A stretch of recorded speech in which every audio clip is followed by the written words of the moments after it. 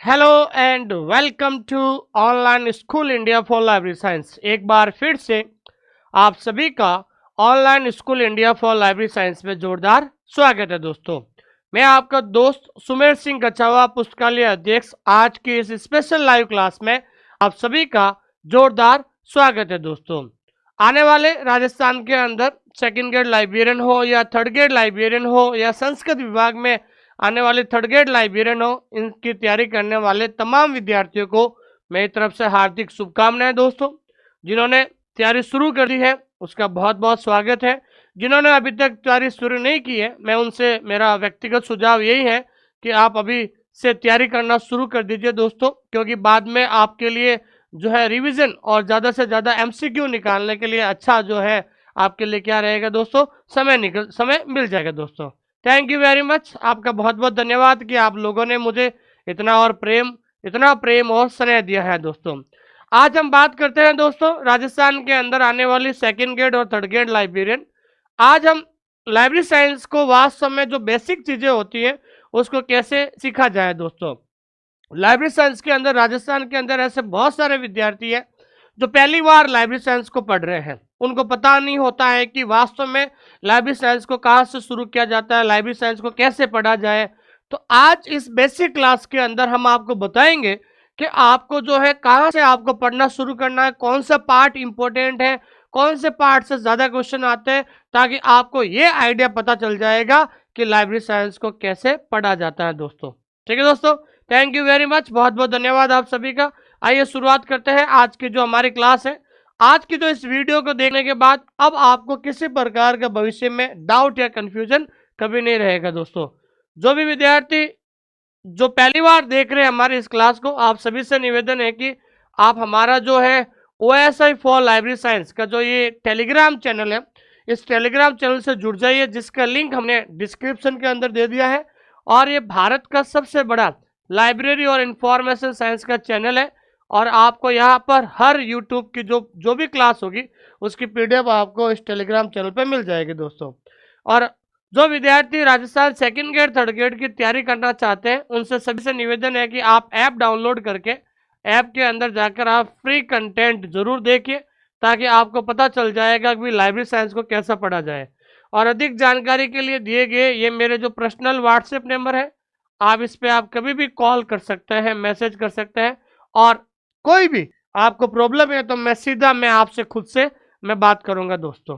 ठीक है दोस्तों, आइए शुरुआत करते हैं आज की जो है पहली क्लास। सबसे पहले हम बात करते हैं कि भाई आपके मन में सबसे इंपॉर्टेंट सवाल ये रहता है कि सर आपका जो सिलेबस है उस सिलेबस के अंदर कौन सा पार्ट सबसे इंपॉर्टेंट होता है दोस्तों। तो मैं फिर से बात करता हूँ, सबसे पहले पहले तो आप अपने सिलेबस को समझिए आप। ठीक है दोस्तों, तो सिलेबस में ये ध्यान रखना है कि आपका जो सिलेबस है उस सिलेबस में सबसे इंपॉर्टेंट जो पार्ट होता है, वेरी इंपॉर्टेंट पार्ट, ठीक है ना।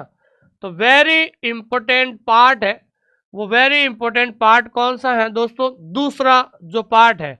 हालांकि आपके बिलीफ लेवल के सिलेबस को 6 पार्ट में डिवाइड किया गया हो, जैसे मैंने आपको हमेशा कहता हूँ 6 रजिस्टर लेके 6 नोट्स बना लीजिए। सबसे इंपॉर्टेंट होता है वो होता है पार्ट 2, ठीक है ना। अब इस पार्ट 2 का नाम क्या होता है दोस्तों, नॉलेज ऑर्गेनाइजेशन। ठीक है ना, इस पार्ट 2 का जो नाम क्या है दोस्तों, इस पार्ट 2 का नाम है दोस्तों, कई बार परीक्षा में पूछा जाता है, उस पार्ट 2 का नाम है दोस्तों नॉलेज ऑर्गेनाइजेशन। ठीक है ना, नॉलेज ऑर्गेनाइजेशन को हिंदी में क्या कहते हैं दोस्तों, ज्ञान संगठन। क्या कहते हैं दोस्तों, ज्ञान संगठन। ये सबसे इंपॉर्टेंट ध्यान रखना, इसको क्या कहते हैं दोस्तों, ज्ञान संगठन कहते हैं। अब ये इंपॉर्टेंट इसलिए है कि इस नॉलेज ऑर्गेनाइजेशन को अंदर 4 यूनिट होती है। कितने यूनिट होते हैं दोस्तों, 4 यूनिट होती है। यूनिट 1 जिसको हम कहते हैं यूनिवर्स ऑफ नॉलेज। ठीक है ना, क्या कहते हैं दोस्तों, यूनिवर्स ऑफ नॉलेज। ठीक है ना, जो यूनिवर्स ऑफ नॉलेज, ज्ञान जो है कह सकते हैं यूनिवर्स ऑफ नॉलेज। ठीक है, और इसको हम कह सकते, दूसरा जो होता है वो पार्ट होता है क्लासिफिकेशन। दूसरा जो यूनिट होता है वो क्या होता है दोस्तों, क्लासिफिकेशन, जिसको हम क्या कहते हैं, वर्गीकरण। क्या है दोस्तों, वर्गीकरण।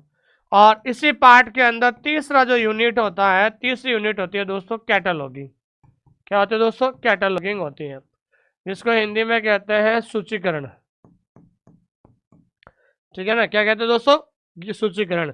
यूनिवर्स ऑफ नॉलेज को हिंदी में क्या कहते हैं? ज्ञान जगत।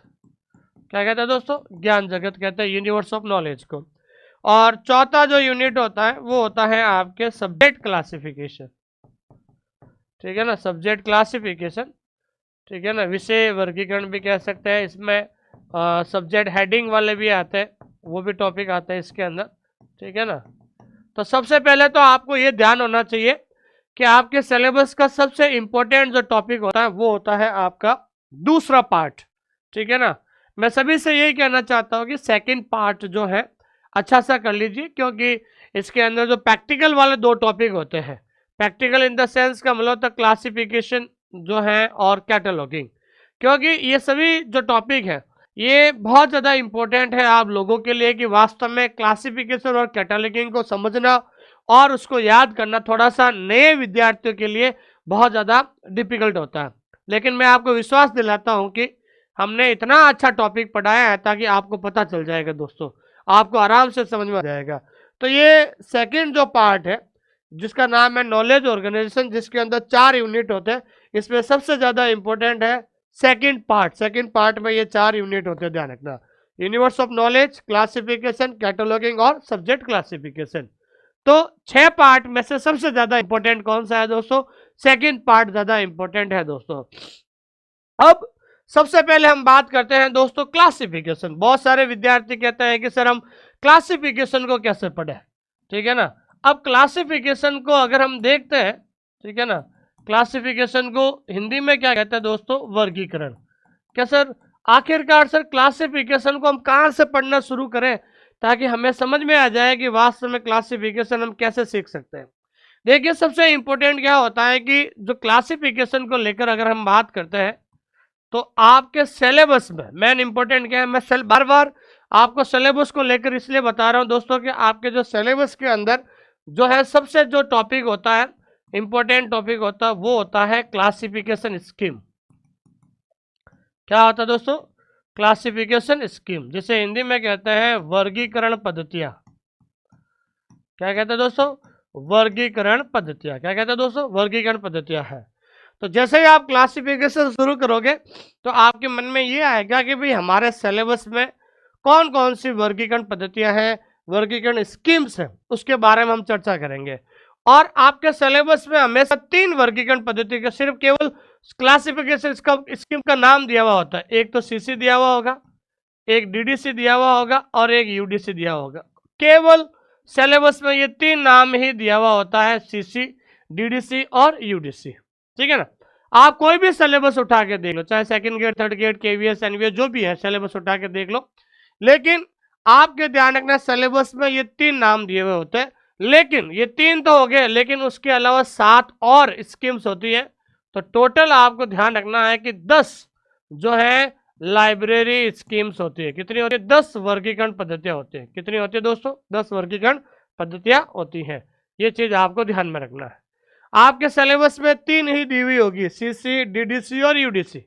इसके अलावा भी 7 और वर्गीकरण पद्धतियां होती है, लाइब्रेरी क्लासिफिकेशन स्कीम होती है, वो भी हमें पढ़ना होता है। अब बहुत सारे विद्यार्थी क्या करते हैं कि सीसी का मतलब क्या होता है? Colon classification. तो बहुत सारे विद्यार्थी क्या सोचते हैं कि अपने सिलेबस के अंदर क्या दिया हुआ है? सीसी दिया हुआ है। सीसी का मतलब क्या होता है? कोलन क्लासिफिकेशन दिया हुआ है।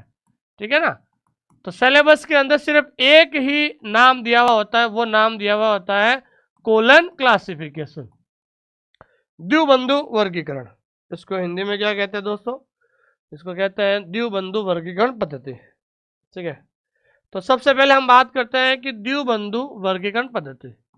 ठीक है ना, बहुत सारे विद्यार्थी कहते हैं सर अब सीसी, क्योंकि आपके सिलेबस में सिर्फ इतना सा ही दिया हुआ होगा कि सीसी, कोलन क्लासिफिकेशन। अब बच्चों को ये नहीं पता होता है कि कोलन क्लासिफिकेशन जो है टॉपिक, उसके अंदर क्या क्या हमें पढ़ना है, कौन कौन से टॉपिक पढ़ने हैं।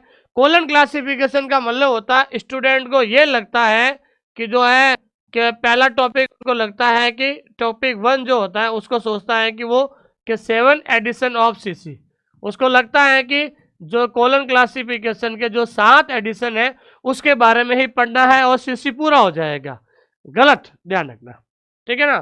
तो जब आप कोलन क्लासिफिकेशन शुरू करोगे तो सबसे पहला टॉपिक होगा कि सीसी के जो 7 एडिशन है, सीसी के जो 7 वर्गीकरण है, उनको आपको क्या पढ़ना होगा दोस्तों, डिटेल से पढ़ना होगा, ठीक है ना। एक एक जो क्या कह सकते हैं कि एक जो क्या कह सकते हैं कि आपके जो है एडिशन को बहुत ज्यादा डीपली आपको पढ़ना पड़ेगा। तो जब आप कोलन क्लासिफिकेशन शुरू करोगे तो सबसे पहले आपको सीसी के जो 7 एडिशन है वो आपको पढ़ना पड़ेगा। उसके बाद हम बात करते हैं सीसी के अंदर दूसरा टॉपिक आपको पढ़ना पड़ेगा फेज रिलेशन, ठीक है ना। तो कई बार स्टूडेंट ये सोचते हैं कि सर फेज रिलेशन आपके सिलेबस में नहीं है तो आप क्यों पढ़ा रहे हो, तो उनको पता ही नहीं चलता है कि फेज रिलेशन जो है सीसी के अंदर आता है। किसके अंदर आता है दोस्तों, सीसी के अंदर आता है, जिसको हिंदी में क्या कहते हैं, दशा संबंध कहते हैं। ये बिल्कुल अलग से टॉपिक है दोस्तों। फिर उसके बाद सीसी के अंदर तीसरा जो टॉपिक आता है वो टॉपिक आता है कॉमन आइसोलेट। कौन सा आता है दोस्तों, कॉमन आइसोलेट, जिसको हिंदी में कहते हैं सामान्य एकल। क्या कहते हैं दोस्तों, सामान्य एकल, ठीक है। क्या कहते हैं दोस्तों, सामान्य एकल कहते हैं।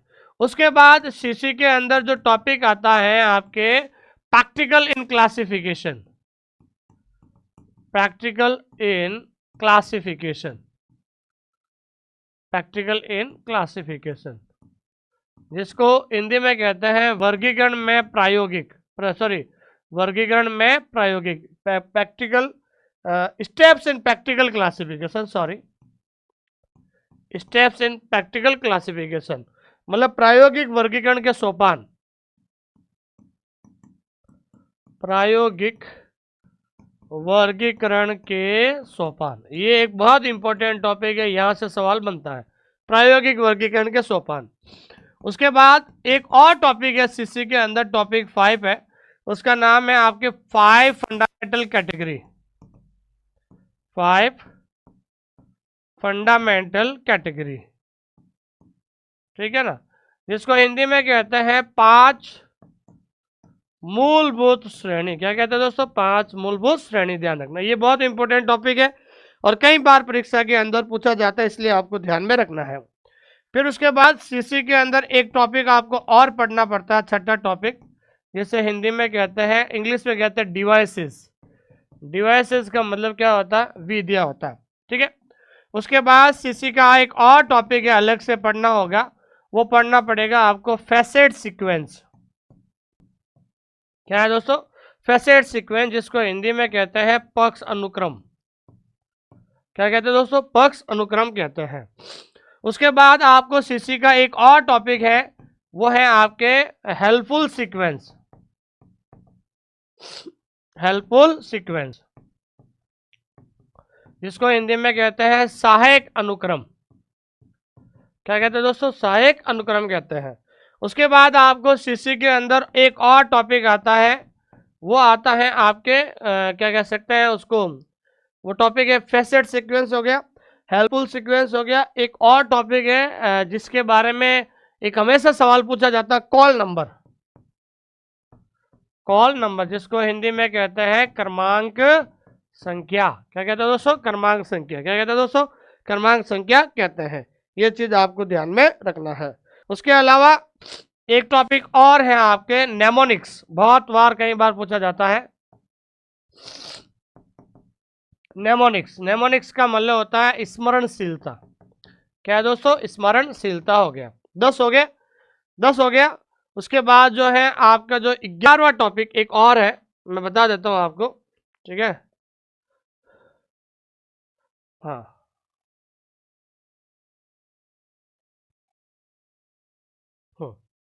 उसके बाद हम बात करते हैं 11वां टॉपिक एक और है, ठीक है ना, टॉपिक 11, ठीक है ना, इसको कहते हैं अपूपा पैटर्न। कौन सा है दोस्तों, अपूपा पैटर्न, ठीक है ना। तो अभी तक बहुत सारे ऐसे विद्यार्थी हैं, उनको पता ही नहीं चलता है कि सीसी के अंदर हमें कौन कौन सा टॉपिक पढ़ना है, कैसे पढ़ना है दोस्तों। तो कहने का मतलब ये है कि मेरा इसका वीडियो बनाने का आज एक ही उद्देश्य है कि आपको पता चलना चाहिए कि आपके कोर्स में कोलन क्लासिफिकेशन है, लेकिन कोलन क्लासिफिकेशन से जुड़े करीबन 10 ऐसे टॉपिक हैं। कितने टॉपिक है दोस्तों? 10 टॉपिक हो गया, ध्यान रखना। पहला टॉपिक कौन सा हो गया? फेज रिलेशन, ये भी सीसी का जो टॉपिक है। दूसरा है कॉमन आइसोलेट, ये भी सीसी में आता है। तीसरा आता है steps in practical classification, CC का है। चौथा है 5 फंडामेंटल। पांचवा है डिवाइस। छठा है फैसेट सीक्वेंस। सातवां है हेल्पफुल सीक्वेंस। आठवां है कॉल नंबर और नवा है नेमोनिक्स और 10वां है अपूपा पैटर्न। ध्यान रखना। तो सीसी के अंदर ये 10 टॉपिक आपके आते हैं और जब ये 10 टॉपिक आप क्लियर कर लोगे उस दिन आपको पता चल जाएगा कि हमने कोलन क्लासिफिकेशन को डिटेल से पढ़ लिया है दोस्तों। ठीक है। कई बार स्टूडेंट्स को पता ही नहीं चलता है कि जब कई बार मैं ये एक दिन में ऐप के अंदर पढ़ा रहा था, फेज रिलेशन दशा संबंध पढ़ा रहा था मैं, ठीक है ना। तो मैं फेज रिलेशन पढ़ा रहा था, दशा संबंध पढ़ा रहा था, एक बच्चा पूछने लगा कि सर ये तो सिलेबस में ही नहीं है, आप क्यों पढ़ा रहे हो? अब ठीक है, क्योंकि अब उसको पता ही नहीं है कि भाई सिलेबस के अंदर क्या होता है। जब वहां पर सीसी दे दिया है ना, कोलन क्लासिफिकेशन, तो कोलन क्लासिफिकेशन जो होगा वो कोलन क्लासिफिकेशन के अंदर ये 10 टॉपिक होते हैं। जब ये 10 टॉपिक एक एक टॉपिक अगर आप क्लियर होगा ना, तब जाकर आपका जो है क्या होगा दोस्तों, ये कोलन क्लासिफिकेशन पूरा होगा दोस्तों। ठीक है ना। इसलिए हमने एक एक टॉपिक को इतना डिटेल से पढ़ाया है ताकि आपको हर एक टॉपिक का वीडियो, पीडीएफ और हर एक टॉपिक का टेस्ट दिया हुआ है। जैसे फेज रिलेशन पढ़ाया है तो पढ़ाने के बाद हर नीचे नीचे टेस्ट दिए हुए ताकि आपको ये पता चल जाता है कि ये टॉपिक हमने पढ़ लिया है, उसका जो है क्वेश्चन कैसे बनते हैं दोस्तों। ठीक है दोस्तों, क्वेश्चन कैसे बनता है। तो कहने का मतलब एक मैंने आपको उदाहरण दिया है कि कोलन क्लासिफिकेशन को जब आप 10 टॉपिक पढ़ोगे ना, तब जाकर आपका जो है सीसी क्लियर होगा। क्या होगा दोस्तों? सीसी क्लियर होगा। ध्यान रखना, क्या होगा? सीसी क्लियर होगा। ये चीज आपको ध्यान रखना है। और आपको पता है कि सीसी के अंदर हो गया, तो आपको पता है कि आपके जो सिलेबस के अंदर है, तो आपके जो लाइब्रेरी के अंदर जो है, वो लाइब्रेरी के अंदर ध्यान रखना है कि आपके 10 प्रकार की वर्गीकरण पद्धति होती है। कितने प्रकार की वर्गीकरण पद्धति होती है? 10 प्रकार की। ठीक है। तो आपको ध्यान रखना है कि देयर आर 10 क्लासिफिकेशन स्कीम्स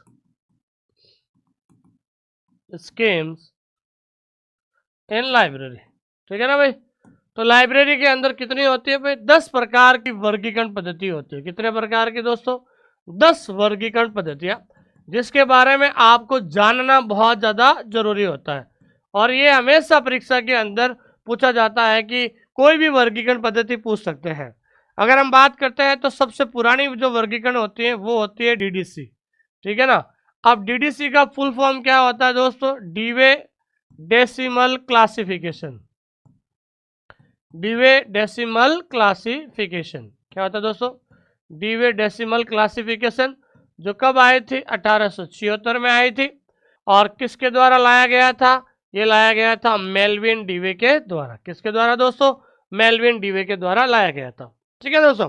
तो पहली वर्गीकरण पद्धति हो गई डीडीसी, डीवे डेसिमल क्लासिफिकेशन, 1876 में आई थी और मेल्विन डीवे के द्वारा शुरू किया गया था।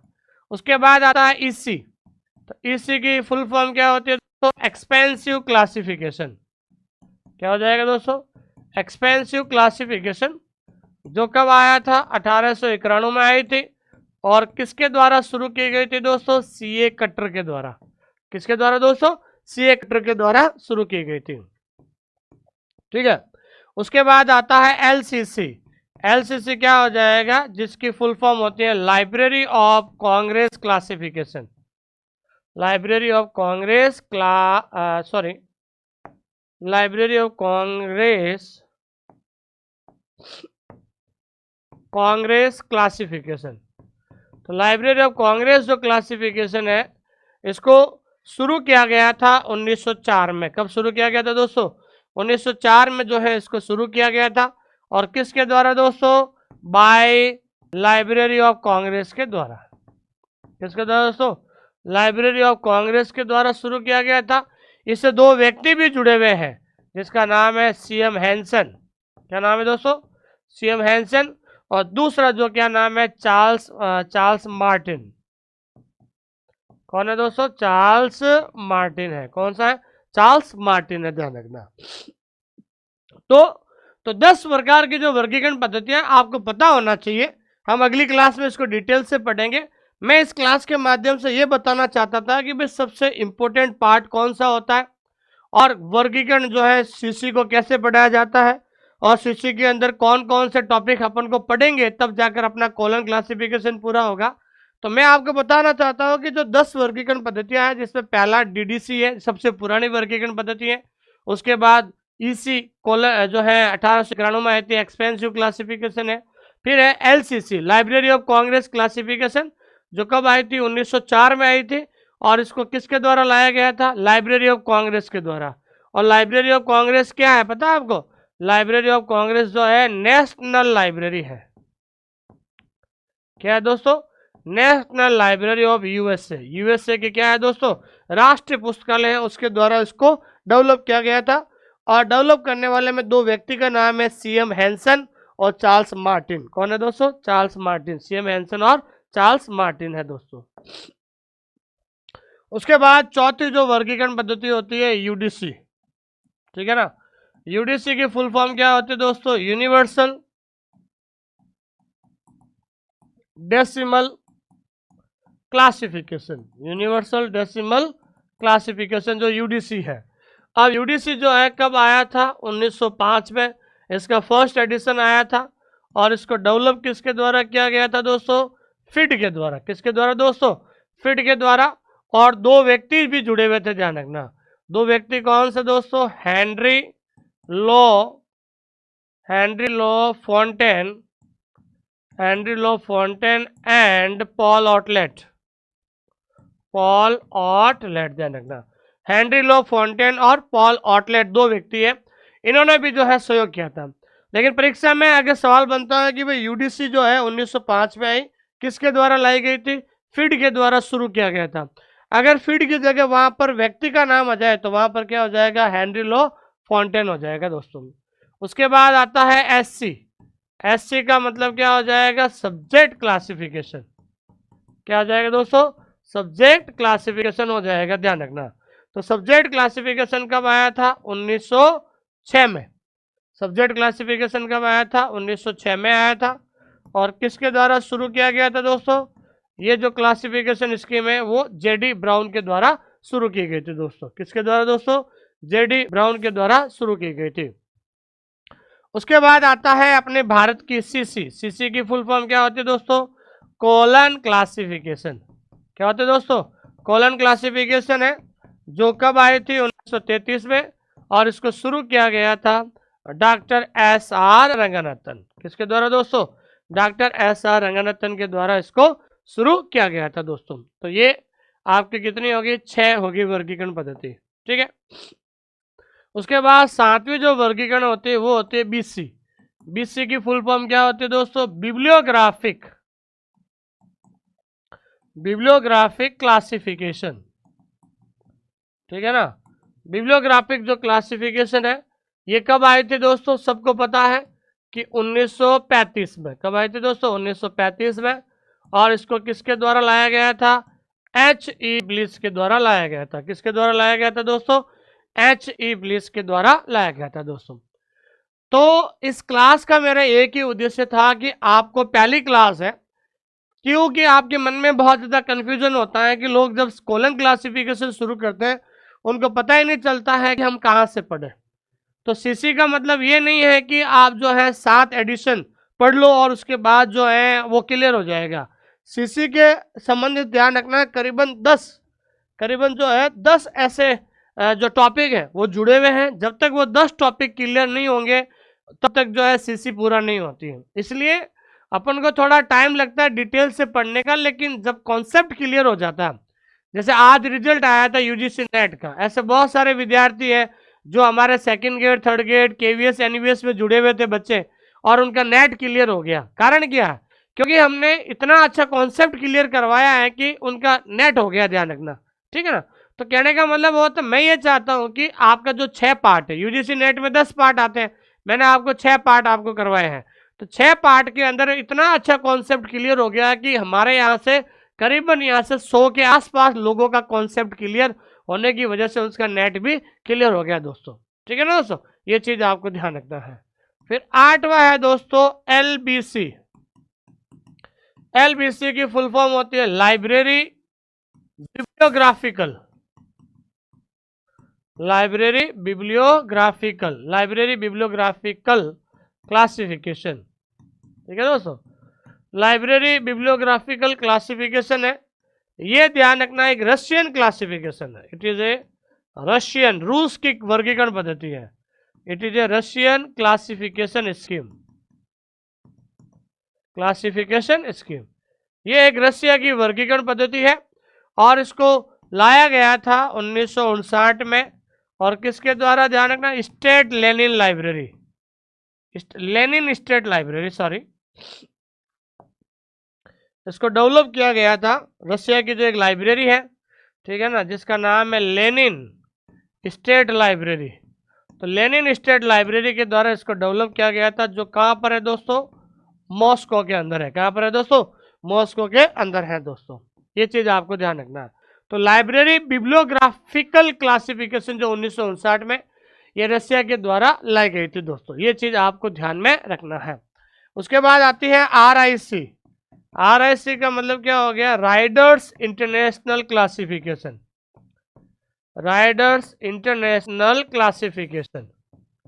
तो राइडर्स इंटरनेशनल जो क्लासिफिकेशन है, ये कब आया था, तो ये अब आया था, ध्यान रखना, 1961 में आया था। और किसके द्वारा शुरू की गई थी, F राइडर के द्वारा शुरू की गई थी। किसके द्वारा दोस्तों, F राइडर के द्वारा इसको शुरू किया गया था। ठीक है ना, ये चीज आपको भी ध्यान रखना। तो 9 हो गई। अब 10वीं और अंतिम वर्गीकरण पद्धति है, वो है दोस्तों BSO। तो BSO की फुल फॉर्म होती है board system of ordering. Board system of ordering, ये भी एक क्लासिफिकेशन स्कीम है दोस्तों। ठीक है ना, इसको जो है डेवलप किया गया था 1978 में। और किसके द्वारा दोस्तों, फिड यूनेस्को के द्वारा। किसके द्वारा दोस्तों, फिड यूनेस्को के द्वारा जो है इसको शुरू किया गया था दोस्तों। तो कई बार परीक्षा के अंदर पूछा जाता है कि भाई आप क्लासिफिकेशन शुरू कर रहे हो, आपको पता तो होना चाहिए कि भाई लाइब्रेरी में कितनी क्लासिफिकेशन स्कीम होती है। तो ध्यान रखना है कि आपके सिलेबस में जो है डीपली, जो है, मेरी बात सुने, जो है डीप जो क्वेश्चन है, डीप क्वेश्चन जो है आपके जो पेपर के अंदर है, वो पूछा जाता है आपके CC, आपके DDC और आपके UDC में से। ध्यान रखना, डीप क्वेश्चन हमेशा इसमें से पूछा जाता है। इन तीनों की जो है, इन तीनों की आपको मेन क्लास जो है वो याद करनी पड़ती है। ठीक है ना भाई, इन तीनों की मेन क्लास आपको याद करनी पड़ती है। बाकी जो है 3 है, बाकी जो 7 जो मैंने अभी बताई है, जैसे BSO है, इनको भी आपको पढ़ना पड़ता है। लेकिन यहां से सीधा सवाल हमेशा परीक्षा के अंदर पूछा जाता है, इतना डीप नहीं पूछ सकता। लेकिन डीप पढ़ने के लिए आपको CC, मैंने अभी बताया था, CC के अंदर 10 टॉपिक होते हैं जो स्टूडेंट्स को पता नहीं होता, और वो टॉपिक कभी भी सिलेबस में मेंशन नहीं होते। ध्यान रखना, सिलेबस में सिर्फ इतना ही लिखा हुआ होगा CC कोलन क्लासिफिकेशन। लेकिन और इसके अंदर जो टॉपिक आता है, फेज रिलेशन है, छोटे छोटे जो टॉपिक हमने डिटेल से पढ़ाया है, ताकि आपको पता चले कि भाई इसको कैसे पढ़ा जाए।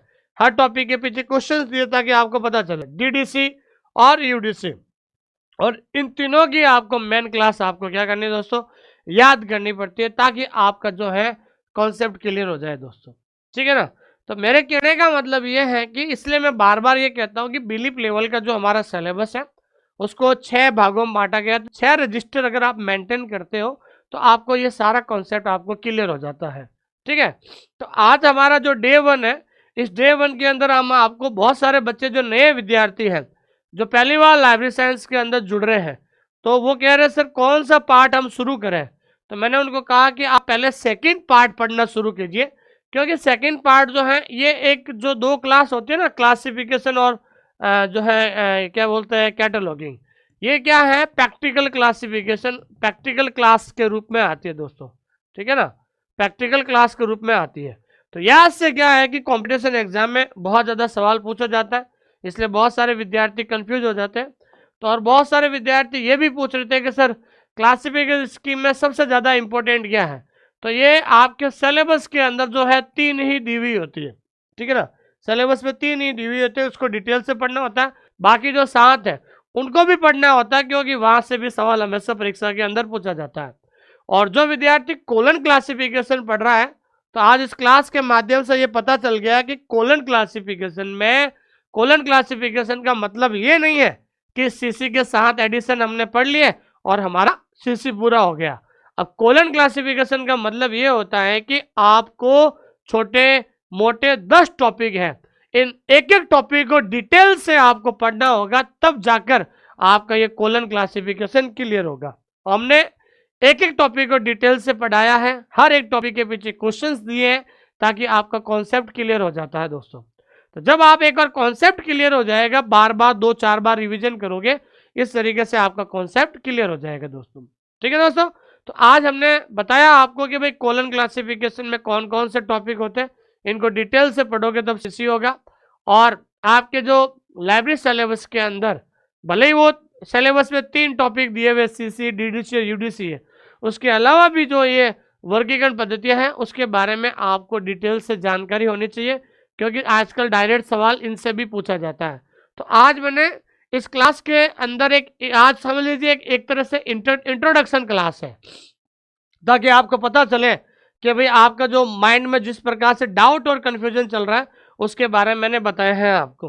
ठीक है दोस्तों, ये चीज़ आपको ध्यान रखना। बढ़िया सा रजिस्टर निकाल के एक बार नोट्स ज़रूर बनाइए, और ज़्यादा डीप इन तीनों में से सवाल पूछा जाता है, क्योंकि इसकी मेन क्लास आपको याद करनी होती है दोस्तों। ठीक है दोस्तों, और जो भी विद्यार्थी Rajasthan second grade third grade librarian की तैयारी करना चाहते हैं, आप कहीं से भी पढ़े, जो टॉपिक मैंने पढ़ाया है वो भी अन्य टीचर से भी पढ़ के देख लीजिए। जिस टीचर की भाषा आपको अच्छी लगती है, जिस टीचर की भाषा आपको समझ में आती है, वहां से पढ़िए।